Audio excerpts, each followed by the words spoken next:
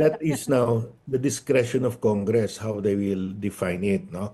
So dahil nakalagay naman sa ligang batas as may be provided by law. So yung ARM, yung uh, BARM, Bangsamoro Regional Government, they have a definition of political dynasty, no? So nasa Congress yan. We leave it to the discretion of Congress that they will enact the correct law, no? Understood. Yung petition po, no, itong nakasaad dito, Congress has not only violated the clear terms of the Constitution, but worse, it has effectively repealed and killed a constitutional provision merely through its inaction. Kung merong mga pilosopo po dyan at magsasabing, paano na-violate? Wala nga clear definition. Anchoring on what? Na-violate yung saligang batas ang na-violate. Dahil they should provide the definition. They did not provide the definition for 38 years, halos 4 na dekada, yun ang violation.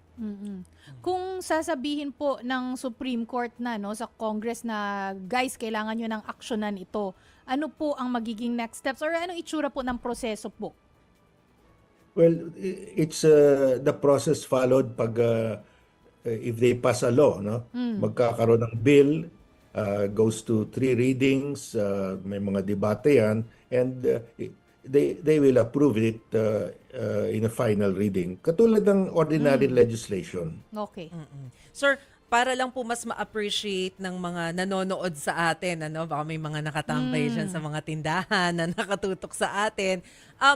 I understand na importante na magkaroon ng definition yung political dynasty because yun yung nakasaad sa ating konstitusyon. But for ordinary people, bakit po ba importante na mawala yung political dynasty sa ating bansa?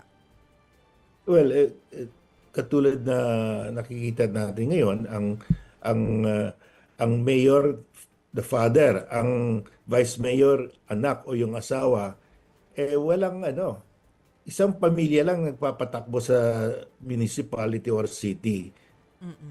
Ang congressman, anak rin nila. And almost 80% of congressmen come from political families. Yan ang finding ng isang study. Sa local government naman, about 50% of local governments are controlled by political families. So nakikita natin ngayon, katulad sa annual budget natin, ang laki ng pork barrel. Yung pork barrel, napupunta yan sa mga congressman, they use that to get themselves elected.